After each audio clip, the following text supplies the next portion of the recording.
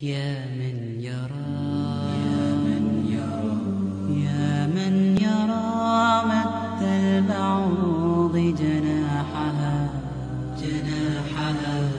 في ظلمة الليل البهيم الأليل يا من يرى ويرى مناط عروقها في نحرها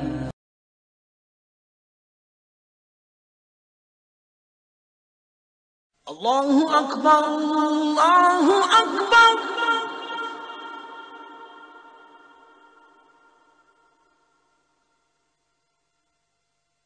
الله أكبر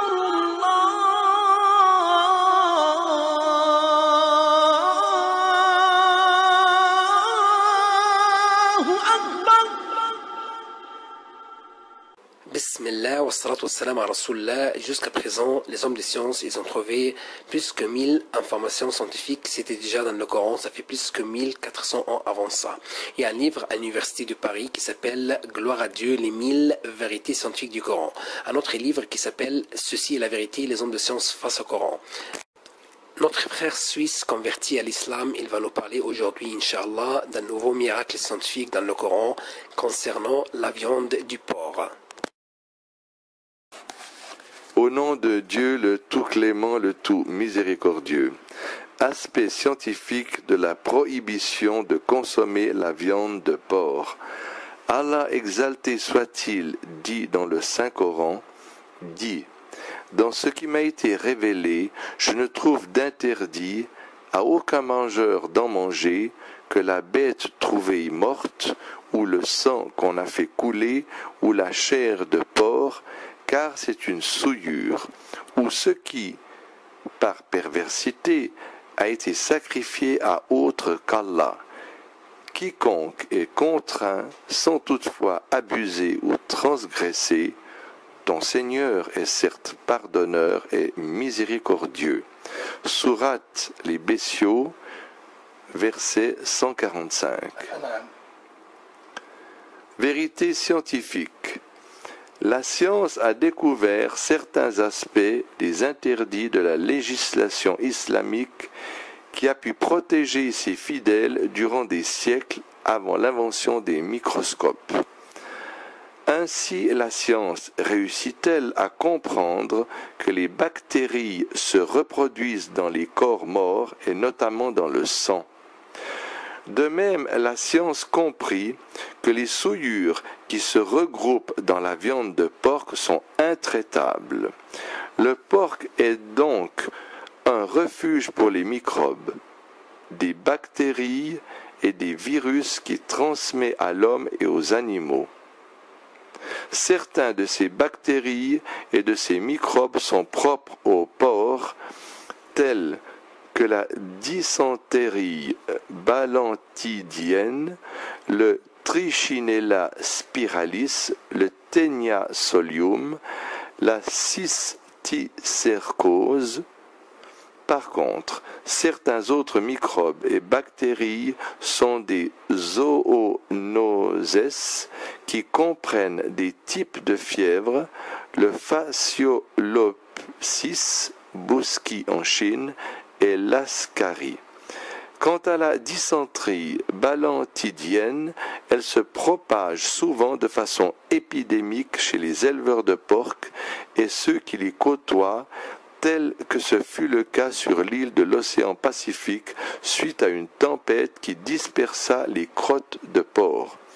Il s'avère que cette maladie est inhérente à l'existence du porc dans un endroit, et ce même dans les pays développés, contrairement aux fausses opinions qui affirmaient la possibilité de surpasser le manque d'hygiène du porc en usant de moyens technologiques modernes qui sont à même de rendre insensée toute interdiction de la consommation de viande de porc, notamment en Allemagne, en France, aux Philippines et au Venezuela. L'on contacte la trichinose suite à la consommation des muscles de porc infectés. Les trichinoses femelles rongent les parois de l'intestin afin d'y émettre des larves qui atteignent à peu près 10 000 larves. Ces larves se déplacent par le biais du sang vers les muscles afin d'y former des vésicules contagieuses. Quant au T. spiralis, l'on le contracte suite à la consommation de muscles de porc infectés. Les larves du T. spiralis croissent dans l'intestin de l'homme et atteignent 7 mètres de long et sont dotées de têtes épineuses qui détruisent les parois de l'intestin et causent l'anémie. Chacune de ces larves a 4 suçoirs et un cou qui favorise la production de cellules androgynes, qui paraissent être une espèce particulière qui atteignent souvent 1 millier et dont chacune produit plus d'1 millier d'œufs. L'on contracte le cysticercose suite à la consommation d'aliments infectés par les œufs dont les larves sortent et atteignent les organes par le biais du sang. Et l'on évalue la gravité de la maladie selon le degré d'infection. D'autre part, il faut noter que cette maladie n'est aucunement causée par le Taenia saginata des vaches qui a une tête non épineuse et partant est moins nocif. Aspect miraculeux. Le porc est un animal réputé pour son mauvais caractère et qui consomme les excréments. Par mépris, certains idolâtres sont allés jusqu'à considérer le porc comme un animal qui tue les symboles du bien. Selon les légendes, c'est le porc qui tua Horus chez les anciens Égyptiens, tout comme il tua Adon chez les Cananéens. Adonis chez les Grecs et Attis en Asie mineure. Dans l'ancienne Égypte, l'élevage de porcs était considéré comme un sot métier que seuls les indigents acceptaient d'exercer, raison pour laquelle il y était interdit que les éleveurs de porcs adhèrent au temple, tout comme il leur était défendu d'épouser des filles autres que les filles de leurs collègues. Par ailleurs, il était exigé que toute personne qui touche à un porc fasse un bain rituel. D'autre part, le porc était également interdit aux gens du livre, bien que ces derniers aient contrevenu à cette interdiction. Quant au Coran, il a donné la raison de l'interdiction de la consommation de la viande de porc en ces termes. C'est une souillure. Il va de soi que le mot souillure est un mot qui a une connotation générale qui comprend tout ce qui est sale et nocif. Il faut signaler que le Coran interdit la consommation de la viande de porc dans les 3 passages ci-après. Allah, exalté soit-il, dit « Certes, il vous est interdit la chair d'une bête morte, le sang, la viande de porc et ce sur quoi on a invoqué un autre qu'Allah.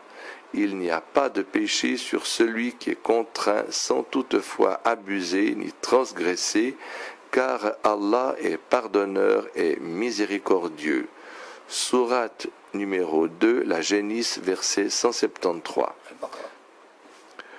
Il dit aussi, exalté soit-il, il vous a en effet interdit la chair de la bête morte, le sang, la chair de porc, et la bête sur laquelle un autre nom que celui d'Allah a été invoqué. Mais quiconque en mange sous contrainte et n'est ni rebelle ni transgresseur, alors Allah est pardonneur et miséricordieux. Sourate les abeilles, verset 115.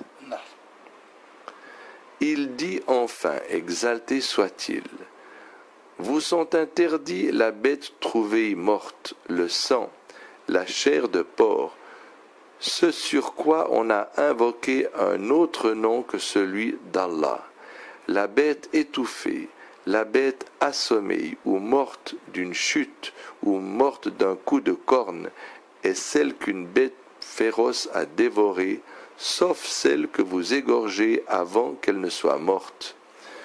Vous sont interdits aussi la bête qu'on a immolée sur les pierres dressées, ainsi que de procéder au partage par tirage au sort au moyen de flèches, car cela est perversité. Sourate la table, verset 3.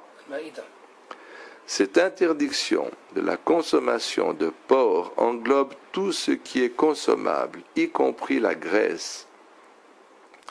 L'interdiction de la graisse de porc aux Juifs était vraisemblablement liée à l'interdiction de la chair. Allah exalté soit-il dit à cet effet: aux Juifs nous avons interdit toute bête à ongles uniques, des bovins et des ovins. Nous leur avons interdit les graisses, sauf ce que portent leur dos, leurs entrailles, ou ce qui est mêlé à l'os. Ainsi les avons-nous punis pour leur rébellion, et nous sommes bien véridiques. Sourate les Bestiaux, verset 146. En effet, l'interdiction de la chair de porc sous-entend l'interdiction de la graisse, même comme nourriture pour des animaux qui sont destinés à la consommation humaine. Il est utile de noter qu'au moment de la révélation du Coran, nul ne savait les caractères nocifs de la viande de porc. Comment donc expliquer cette prévention législative si ce n'est par le fait que la législation coranique provient du savant et du sage par excellence? Le sublime omnipotent dit à ce propos: et ton peuple traite cela, le Coran, de mensonge, alors que c'est la vérité. Dis, je ne suis pas votre garant. Chaque annonce arrive en son temps et en son lieu, et bientôt vous le saurez. Sourate les Bestiaux, versets 66 et 67.